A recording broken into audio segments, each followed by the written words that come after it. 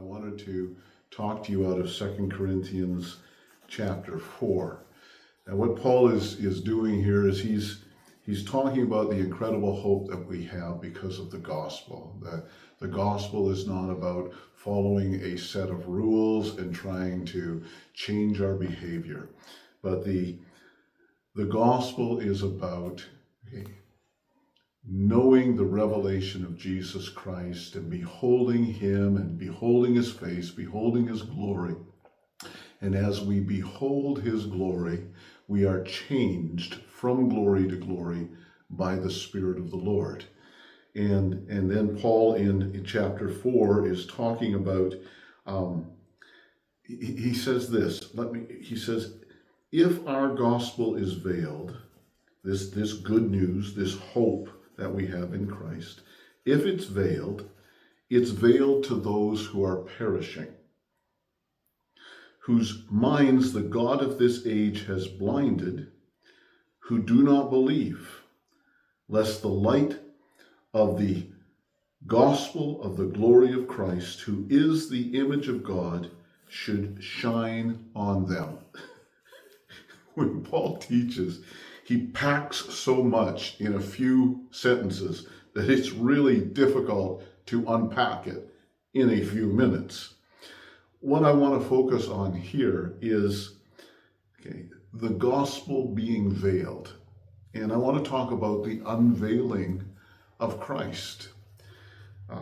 Paul experienced the unveiling of Christ when he encountered Christ on the road to Damascus. Before that, he was blind to the reality.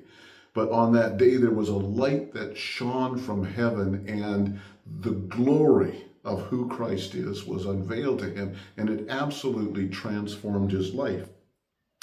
And he's saying that if anyone is perishing, and I want to take that word perish, and I want to rescue it from the idea of, that we have of hell and eternal damnation. Perishing is simply when something has a short shelf life. It's something that is temporary and what we call perishable. It's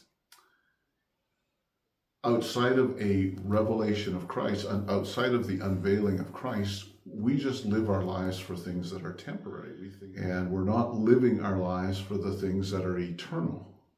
We're not living our lives for the things that are imperishable. So we're expending time and we're expending energy, but they're not going to go beyond the grave. They're perishable.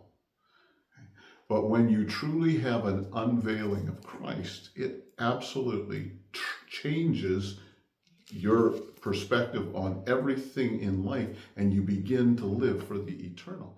Now,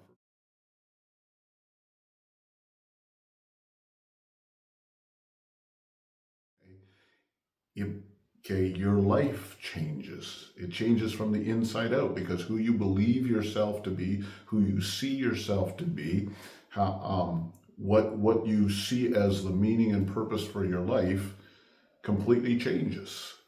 And you're not trying to follow a set of rules, and you're not trying to somehow behave in a way that's different than you really are. You're actually being transformed, and who you are is changing, so then how you're living and what you're living for changes.